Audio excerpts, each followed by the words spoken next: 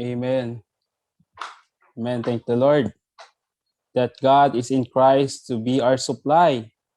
God as the Spirit nourished us. If upon Christ in spirit we feed, filled with His life will be. Thank the Lord. So tonight, saints, this is the continuation of the message uh, last week, no, and we will have a quick recap or review regarding the message last week. Amen. So the title of the message is The Two Trees. So thank the Lord that we have this kind of message. And in message 13, it speaks, or the two brothers fellowship with us concerning these two trees. And the portion that they fellowship is regarding the tree of life and the first half of the tree of knowledge of good and evil. And I like the point that God allow man to have a free choice.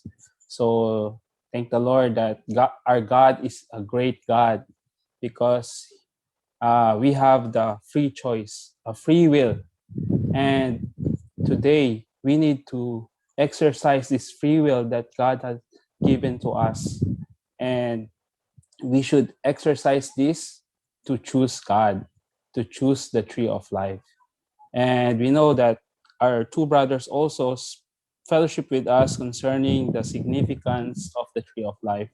And the tree of life signifies God Himself.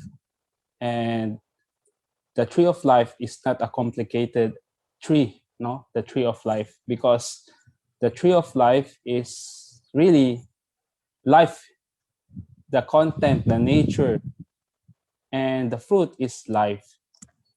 And it signifies God Himself. And thank the Lord that our God is not only great, but He is also simple God.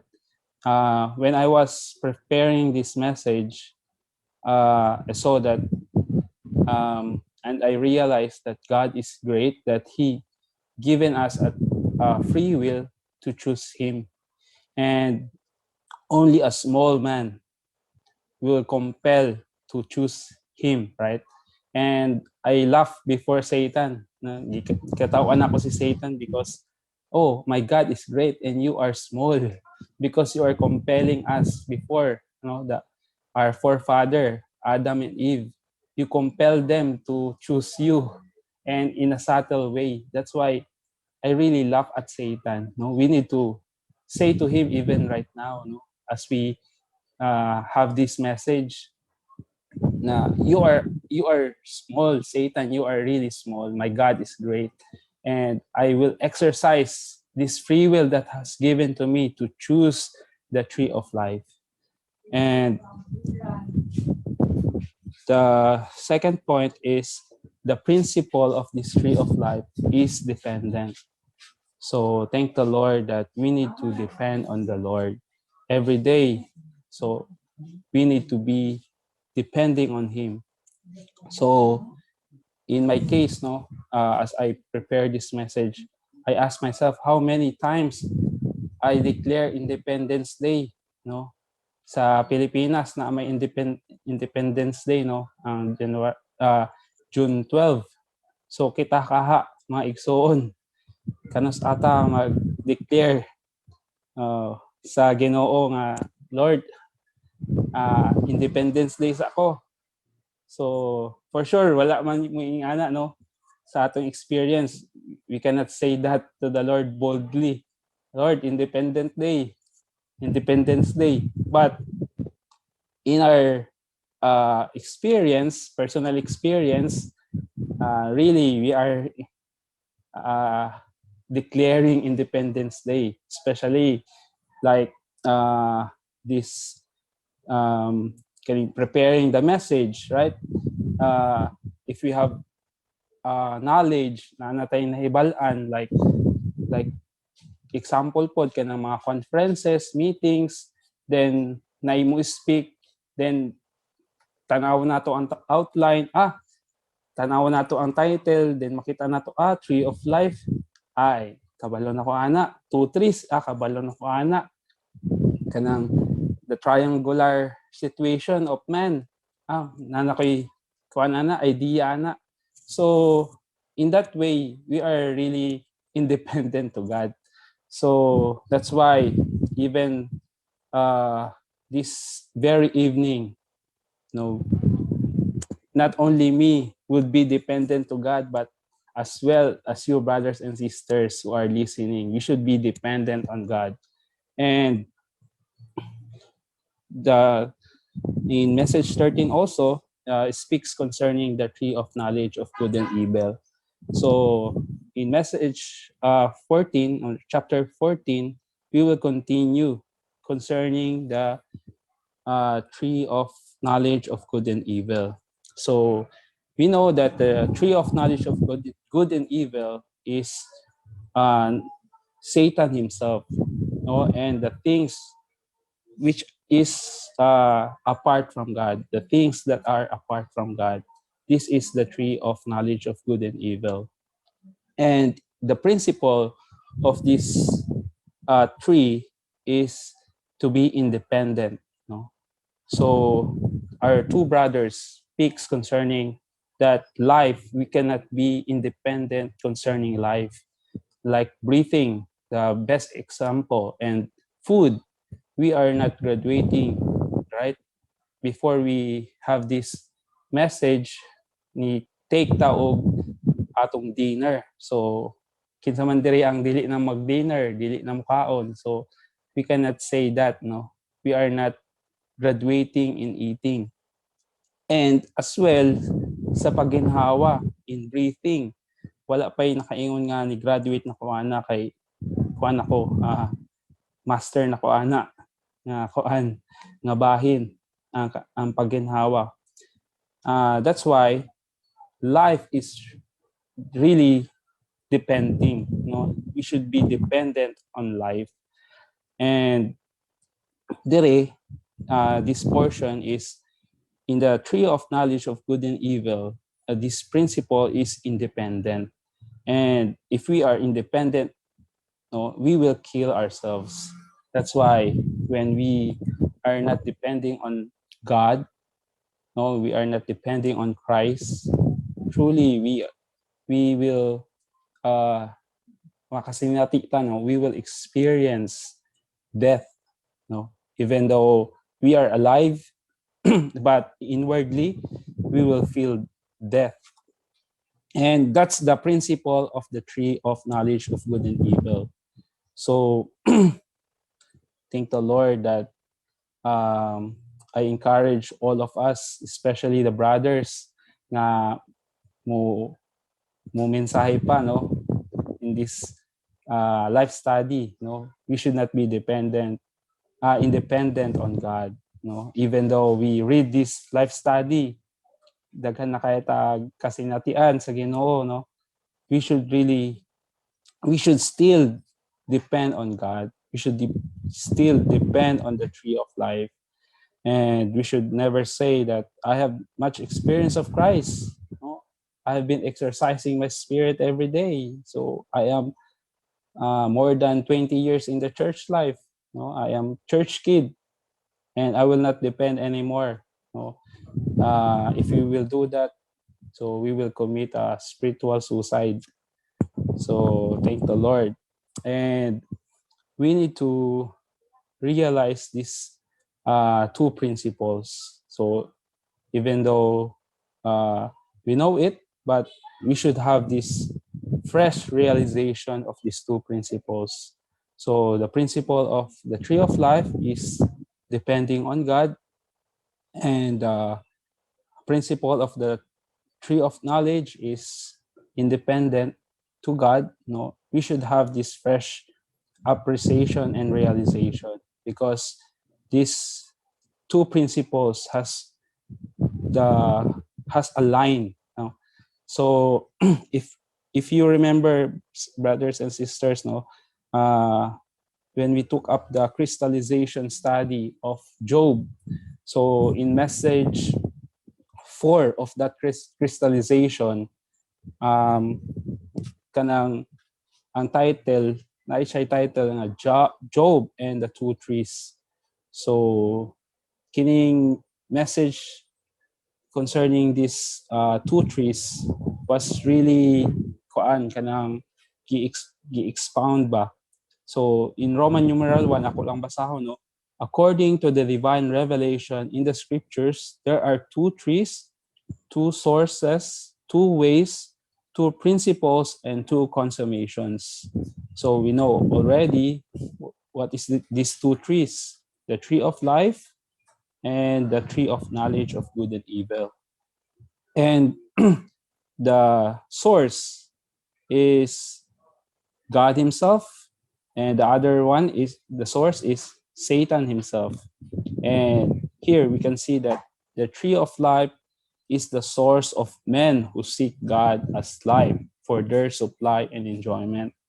And the tree of knowledge of good and evil is the source of men who follow Satan as their poison unto death and eternal perdition.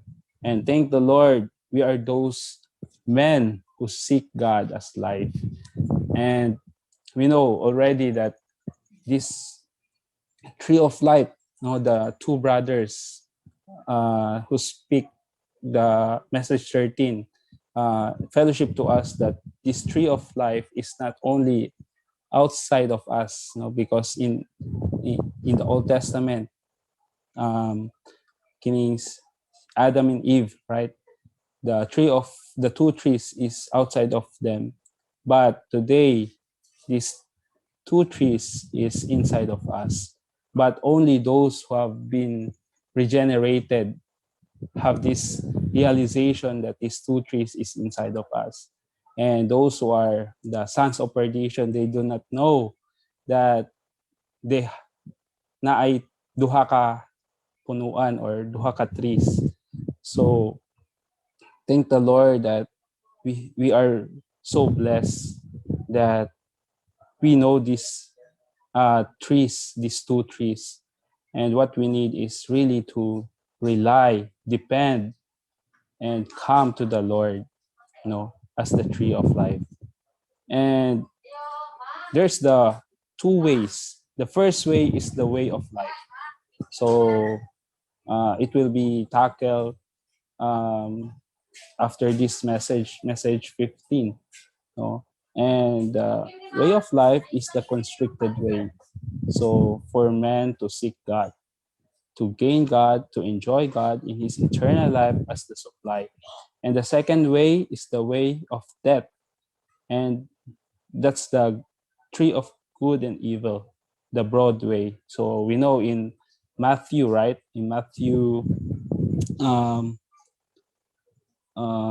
Matthew 7:13 to 14. So we have the constricted way and the broad way. So thank the Lord that the Lord has put us into this constricted way. And gamay ra ang nakakita ani. But we thank the Lord for his grace and mercy that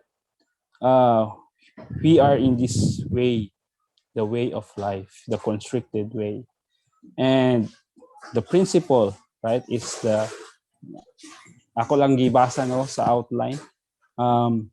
The principle of the tree of life is dependence, and the principle of the tree of good and evil is independence of God.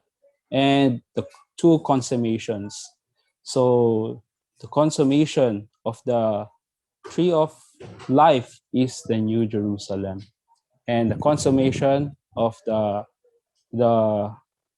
tree of knowledge of good and evil is the lake of fire. So again, I will kining summarize kining message 4 sa crystallization of Job, Job and the two trees is there is two trees, duha ka trees, two sources, two ways, two principles, and two consummations.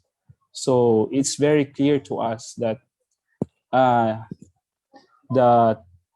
these two trees from the book of Genesis has its consummations, no? Because we know that the the seed, no, is sown in the book of Genesis, and the harvest will be in the book of Revelation.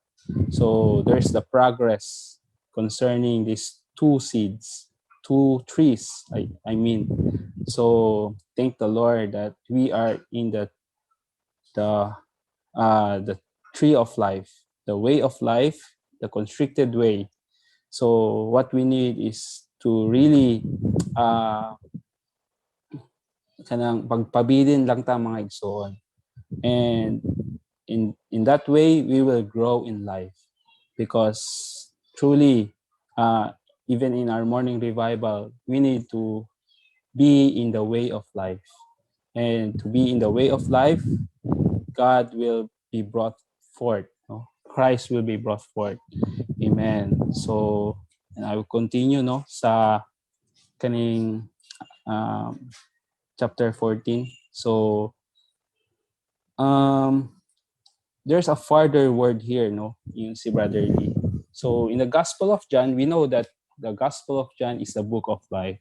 So, in this Gospel, many human cases are brought to the Lord, and almost every case is an issue of religion, teachings, or questions of right and wrong.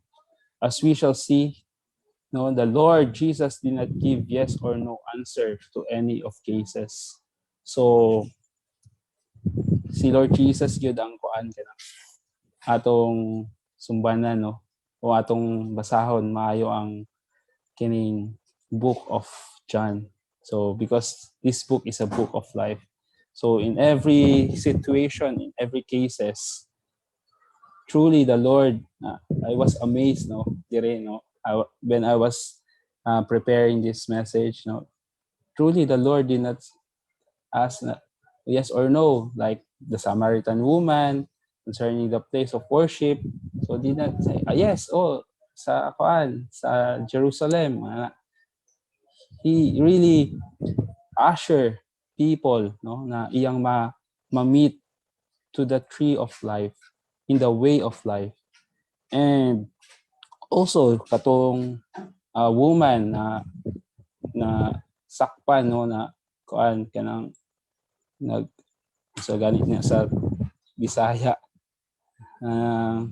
yung batuon na ba ng stone to death, no? So kanang wala po si Lord nag-ingon nga, oh sige, yes or di ba gipangutana na siya. So wala siya nag-ingon nga, yes, batua kay mo na kuan balaod. But no, ingon lang siya nga kinsa may walay sala mo unang mo cast og stone, no? So really the Lord have this kuan kanang way to usher people to come to him, no? Even the Pharisees, no, that they think that they search the scriptures, right? But they did not come to the Lord. So really the tree of life, no, in the New Testament is the Lord Jesus himself.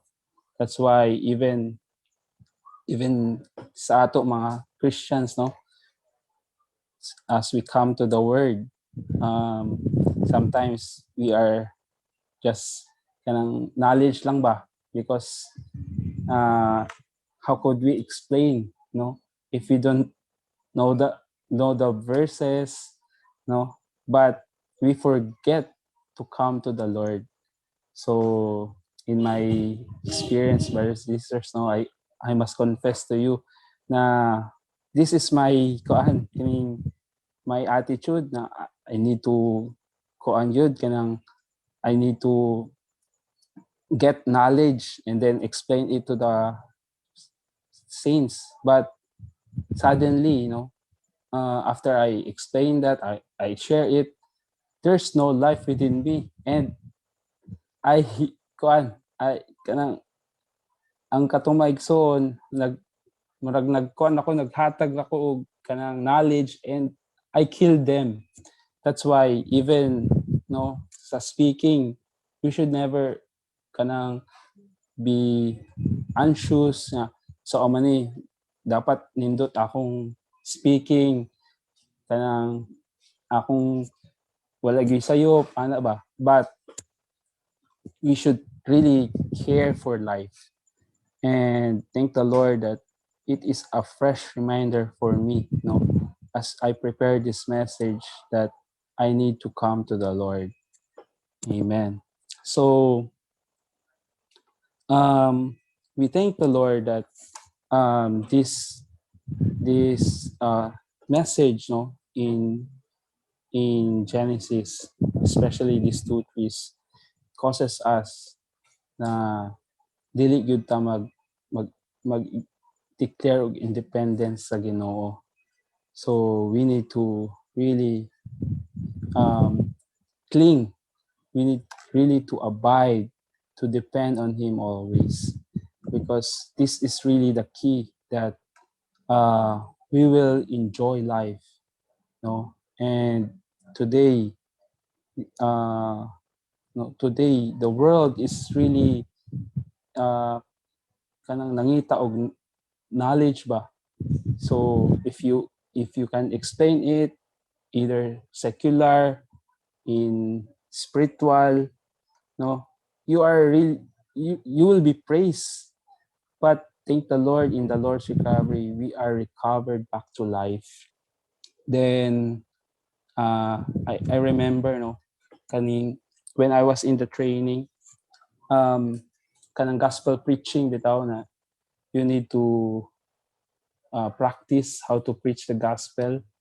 And yung si Brother Lee na even magkayama-yama imong gospel preaching, but if you exercise your spirit, people will be saved. People will really touch Christ, touch life.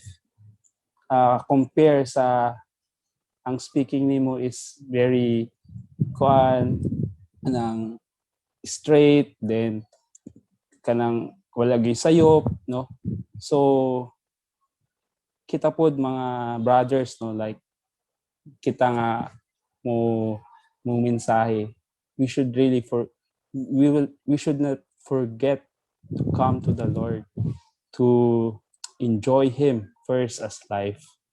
So I think our brother will continue this message, but lastly,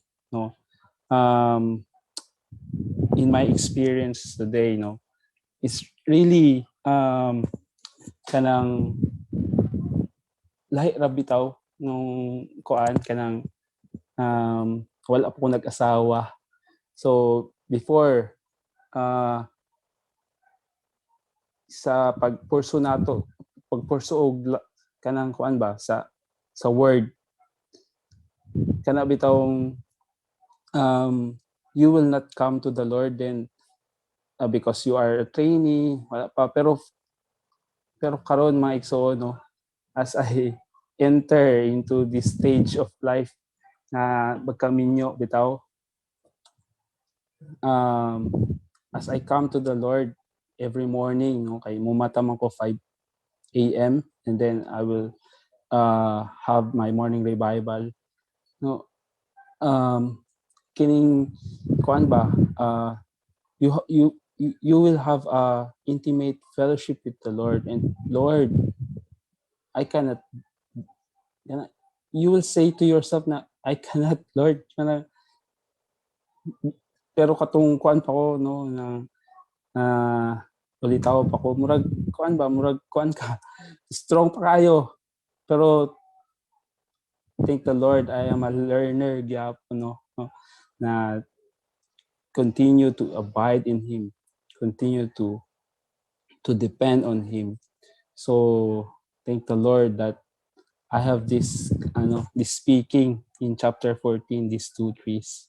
So I have refreshed to really depend on the Lord, not in myself, not in my knowledge. So thank the Lord. So I think brother will continue to share. Amen. Amen.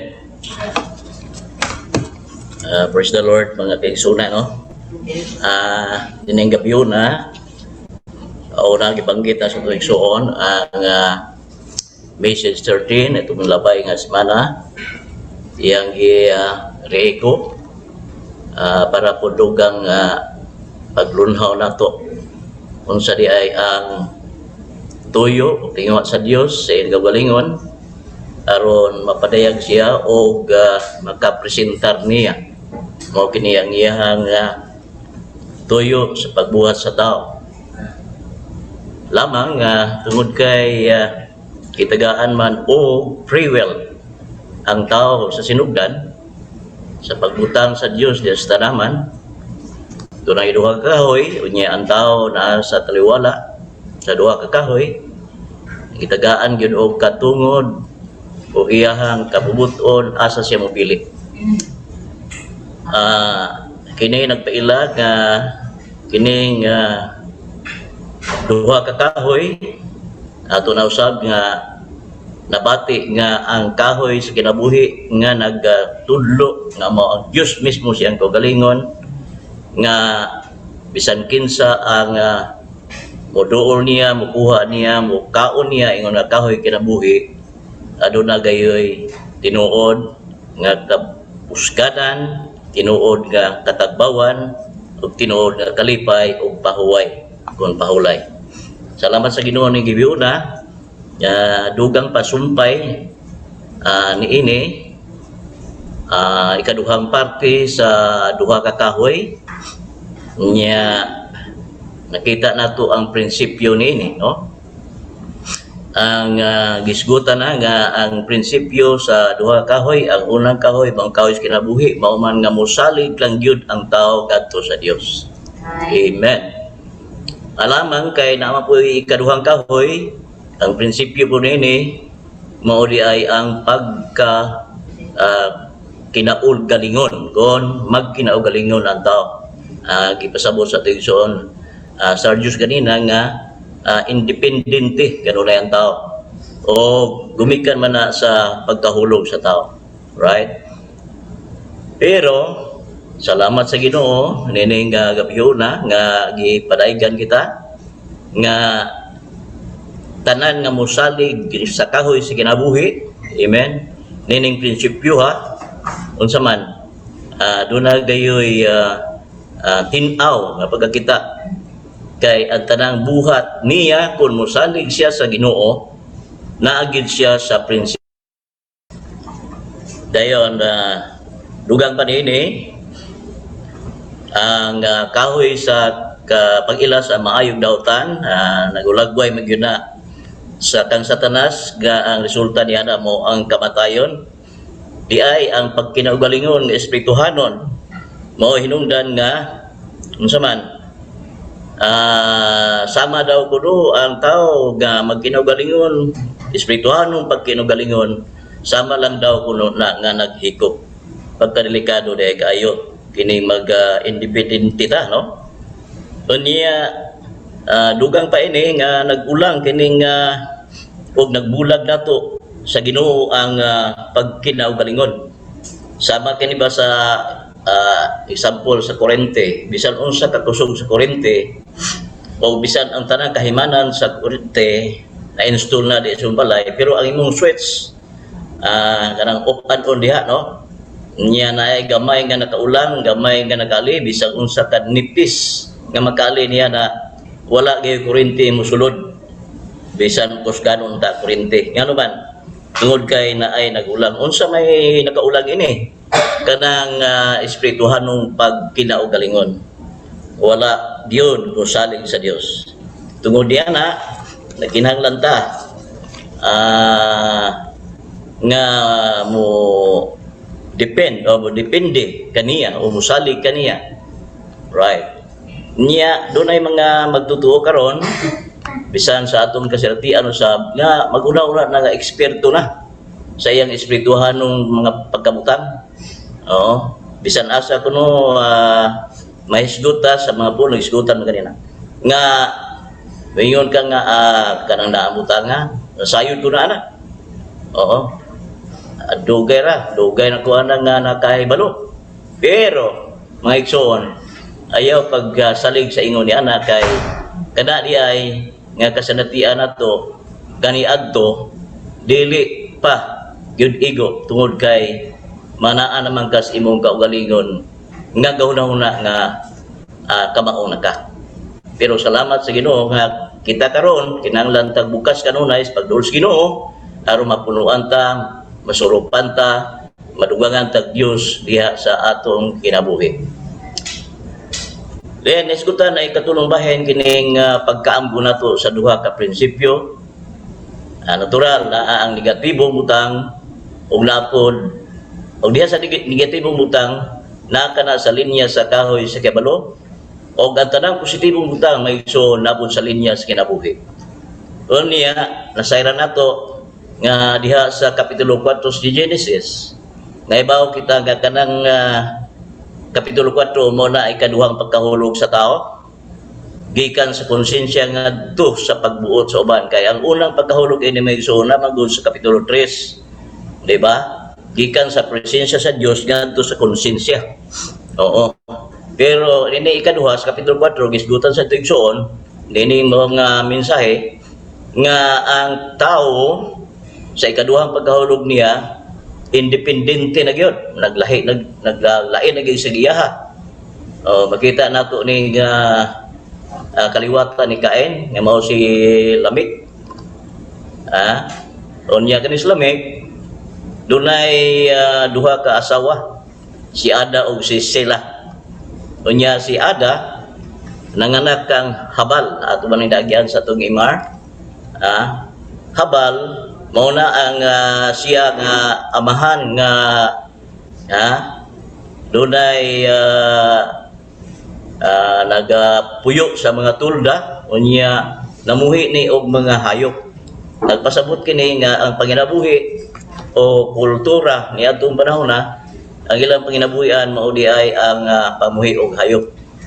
Unya nay ikaduha nga anak ni Ada nga mao si Hubal. Atong tanaw na ang una si Habal, ikaron ikaduha si Hubal, igsuon na sila. Oo. Unya mao ni siya ang amahan sa tanang magtutugtog sa lira, lyre o plauta. Meaning human nga doon na pagkinabuhi ang tao, ang uswag na siya pagkinabuhi, ang sunod ana gusto na po maglingaw-lingaw, magpagpahimuot sa ilang kaugalingon. Pero na ikatulo nga anak ni Lamik sa laing asawa nga mo si Sila, no? Nanganak siya ni gitawag og Tubal Cain. Kanang Tubal Cain mao po na siya ang amahan sa tanang mananalsal, sa tanang galamiton sa tumbagang o puthaw. So ato masumada kanini ikaupat kaliwatan ang tao na dalo us-us na gyud. Nagkahulog na gyud. Kay ngano man napakyas manggod ang unang gitagana sa Dios dito sa tanaman sa Eden nga adunay tulo ka mga butang. Ang Dios nagtagana na unta daan sa provision kung pagtagbo sa pinanglan sa tao. Dayon doon na pagyoy itagaan pagyud ang tao og kalipayan o ikatulo itagaan ang tao protection. Pero tungod kay nahulog man ang tao busa gipangita ni og hantod nagkaugalingon ang tao busa ang tao kun magkaugalingon na daghan na siya og pag-uswag sa iyang kinabuhi. Dayon doon na po'y pagpangita kalipayan.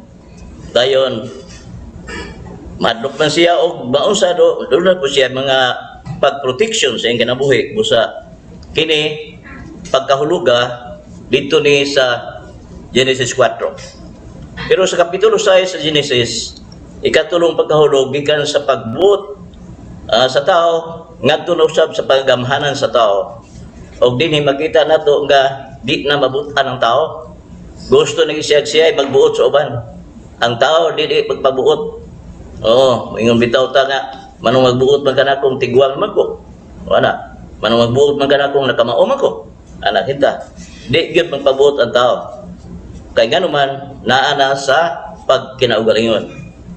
Pero makita na to nga kini mga kultura na ugmad ni unya na daot na gyud bisan ang kalibutan ni Noe nitong panahon na. Oo, sa panahon ni Noe gihukman sa Dios ang yuta pinaagi sa lunok, right? Nahimong laing rasa apan wala gyapon mosalig sa Dios ning kalibutan na. Ngadto nigula ang ikaduhang kultura sa tao. Ang kulturang nagtukod sa syudad sa Babel. Motong nagtukod sila sa Babel sa kapitulo 11 sa Henesis. Nakita nato nga si Nimrod ang maong nangulo diatong panahon na nga magtukod sa turi nga ang turi musangko gayud sa kapanganuran. Kay hadlok sila kay basin og lunupan pag-usap. Pero unsa man kadto? Mao kadto ang linya sa kahibalo. Oo. O kana tungod kay linya sa kahibalo, nag-independente ang tao. Pero kung nanita magsubay sa linya sa kinabuhi, magsugod ni Adam, ni Abel, Enoch, Noe, Abraham, Isaac, Jacob, ug uban pa nga mga Israeliton, diha na ang linya sa kinabuhi mga igsoon. Labi na sa bagong tugon nakita nato ang duha ka linya. Si Ginoong Hesus mao ra man gyud linya sa kinabuhi, right? Gisgutan ka ganina nga ang atong Ginoo uban sa mga tinunan nga naa gyud sa linya sa kinabuhi. Hinuluman nato sa adlaw sa Pentecostes. Gibutang ang iyang mga tinunan sa daghan kaay pang mga linya sa kinabuhi kay nagdala man ang iyang mga tinunan labi na sa pag-gospel ni Pedro niadtong kapitulo 2 sa buhat nga usa ka pag-gospel nagadangat ang 3,000 ka mga tao unya sa kapitulo 3, 4, 5 nagdugang pagyud ang mga tao unya nakita nato diha nga adunay mga 8,000 kapin kung ulang nga mga nangaluwas nga naa sa linya sa kinabuhi. Apan wala man pud madugay tungod kay niadtong panahon na ang iglesia unsa man mura medyo og nabulag sa buhing Kristo. O nahitabo ang pag patay sa litra sa kibalo sa kasulatan. Ug nahimo na dayon ang mga tao nitong panahon na og gitawag og Kristiyanidad. Busa kung tan-aw nimo ang Bugna the city, nahimong dakong relihiyon o relihiyosong Babilonia ang Kristiyanidad. O sa Bugna 18 sa dakong politikanhong Babilonia. Busa ang sangputanan di ay o resulta di ay sa kahoy sa kibalo unya mao kining politikanhong Babilonia. Adto ni musangko mga igsoon. Unya kini ang gitawag og duha ka aspeto sa Babilonia, dunay gitawag una og relihiyosong aspeto sa Babilonia og ikaduha naapod ang politikanhong aspeto sa Babilonia. Gingon din bisang usang aspetuha pa ang dakong Babilonia ang sangkuan ini linya gyud kay balo. Oo. Ang mga mananaog wala gyud musibang sa linya sa kinabuhi ngadto sa kay balo. Nahibaro ta sa unang siglo makaigsunan sa pagkaulog sa iglesia. Pero ni atong panahon na sa unang siglo nakita nato nga ang mga mananaog bisan giunsa sila sa paglutos labi na sa paghari ni Constantino the Great dito sa imperyo sa Roma.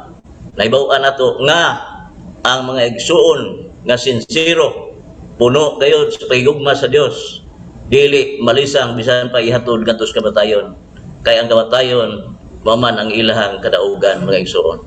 Unsa kaha ang atong kahimtang, unsa kaha ang atong pagagpas mahadlok maganita og unsa do kining mga bagyo nga ginagmay hadlok naman tagmamatay.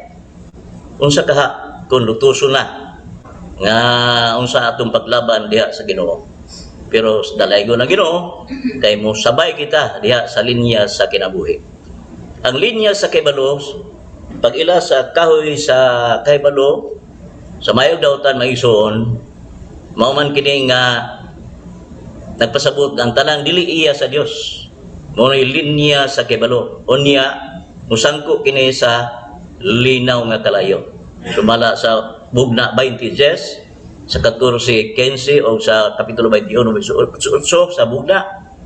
Dadun niya ang tanang positibong butang sa Biblia sa tanang kapanahonan sa suba sa tubig sa kinabuhi. Praise the Lord. Hain nagalinyahan ini mga igsoon karon. Muni hagit sa atong kinabuhi, kunata sa linyas kinabuhi, musangkot ta sa suba sa tubig sa kinabuhi. Pero naa ka si linya sa kaybalo, sa mayog dautan, ang kasangputanan pod mao pod ang linaw nga kalayo. So kining mabutang natago gyud kining resulta sa pagkaon sa kahoy sa pagilag mayog dautan, resulta gyud sa kamatayon. Bisan gani kanang mga maayong butang atong itunguha basta naarata sa kahoy sa kahibalo kana musampot sa kamatayon. Bisan gani kana labing maayong atong gitinguha nato karon na adi natago sa tanas gapaluyog gyapon sa tanas diha kay siya man ang gitawag malalangon nga kamatayon.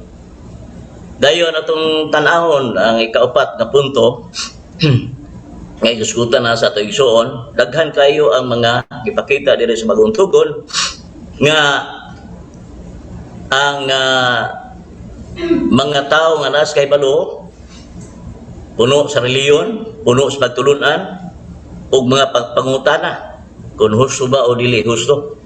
Sige lang sila pangita o pag question sa atong Ginoo, labi na kanang nangutana ang isa ka Samarianhon ningnan atong Ginoo, nanimbang among mga ginikanan ning bukira apan niingon mo nga naa sa Jerusalem ang dapit nga simbahanan gyud sa mga tao. Pero ang Ginoo wala niya tubaga. Kung sakto bitaw dito ana wala siya tubag yung ana nga pagkaistorya. Kung dili ningon siya karon mao na ang adlaw ang Dios Espiritu. O ang magasimba niya magasimba sa Espiritu o sa realidad. Meaning nga diya sa linya sa kinabuhi at sa atong Ginoong Hesus wala siya magbase husto ba ang dapit sa pagsimba o asa, kundi iyang ipakita nga siya mismo iyang kaugalingon maong Espiritu. Amen. Ug ang mga magsimba niya magsimba sa Espiritu o sa kamatuoran.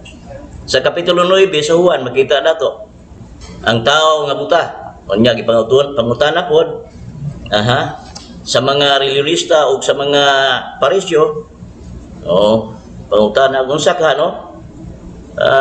unsa kay daingnan ining pagkabuta ng tawanas, gikan ba siya pagkabata o gikan ba sa iyang ginikanan? Pero atong Ginoo wala mo tubag. Ngano? Ang tubag sa Ginoo sa tumoy dili sumala siya lang Ginoo na, kundi ang Ginoo ni tubag siya kana naingon ana siya aron madayag unya ang gahom sa Dios diha sa tao. Sama pagkagi nato may igsoon dili man ta argabyado unsay husto unsay dili unsay nakaingon unsa nganong naingon ana na siya no ang ato mao nga ang Dios katinguha nga madayag siya dinhi nato sa unsang sitwasyon atong kahimtang manaaman ta o wala, di ba? Dunahan ka o dili, kwartahan ka o dili, masakiton ka o dili, tanan gimbutan sa atong Ginoo para nga matuman ang iyang tuyo sinugdan nga mapadayag siya o makarepresentar niya ang tao. Diha sa kapitulo 11 sa Juan, dugang pa, nakita nato nga si Lazaro nagsakit man, di ba? Unya atong Ginoo nag-abtag taho nga ang imong higala nagaluya, nagmasakiton. Pero atong Ginoo wala dahil mo adto dito, inuna nagpabilin siya 2 ka adlaw. Unya human ni adto sa 2 ka adlaw ay pa siya adto apan si Lazaro wala na. Gilubong na no. Pero unsa man ding pasabot ini? Tungod kay siya man ang kinabuhing binanhaw. Amen. Aron makakita ang mga tao nga siya ra gyud ang naa sa linya sa kinabuhi. Ang tanang kahibalo kaalam sa mga tao naa sa linya sa kahoy nga mao ang kamatayon. Salamat sa Ginoo gipakita ning tanan para nga maka sayod ta unsa di ay ang kahoy sa kinabuhi o ang kahoy sa kahibalo. Then sa ikalimang punto, gisgutan ko ganina nga dunay triangulong kahimtang na makita nato nini basahon sa kinabuhi sa Genesis. Kita nato karon nga ngano man ni nag-triangulo man o sa manining kahimtanga ay diha pa lang sa sinugdan nga kita nato nga ang tao nga mo'y sentro sa kabuhatan sa Dios o niya naapod ang Dios, naapod sa Satanas. Oo, busa gitawag ni nag-triangulong kahimtang. Oo. O niya balik lang to ta sa messages ipakita nga may tulo kabahin ang tao, right? Na espiritu nga mao ang kinasurang bahin sa tao ug ang lawas mao ay kinagawasang bahin ug ang nagpatungan ining duha mao ang kalag. Ang labing dakong bahin sa atong pagkatao mao na atong kalag. Tungod sa pagkahulog misulod sa ulod sa tao si Satanas nga kahoy sa kibalo. Ug tungod sa pagtuo nato ni Kristo nisulod sa espiritu nato ang Dios. Amen. Nga kahoy sa kinabuhi. Busa ang duha ka kahoy nga kanhi tuas tanaman nas gawa sa tao na nakaroon sa sulod nato. Busa kining mga hulagway di nato ikalimot gani nato. Dayon nangutan natin igsoon asa naman kakaron. Ang kahoy sa kibalo nga nagulagway sa Satanas nakasulod ba sa atong ulod ug ang usa pod naa sa atong espiritu. Busa sa Roma City, si Pablo nga walay maayo nga nagpuyo sa akong unod. Okay, magbuhat si Pablo og maayo, di hinon mo'y mabuhat. Ang dili maayo hinoy mabuhat niya. Nagpasabot na yung siya, di na ako ang naghimo ini, kundi ang sala nga naglublob sa akong unod. Busa diya sa atong unod, maigsoon na ang sala na Satanas riya. Oo. Dayon diha sa espiritu na atong Ginoo.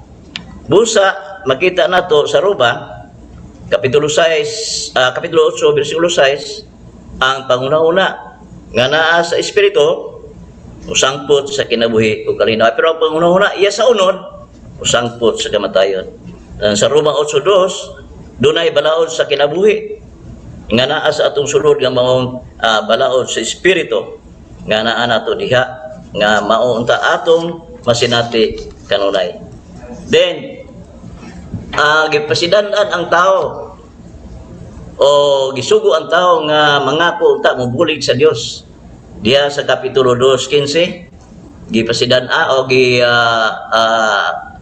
gipakita sa Dios diha sa tao nga unta ang tao mangako. Ang iyang pangako mga mobulig siya sa Dios.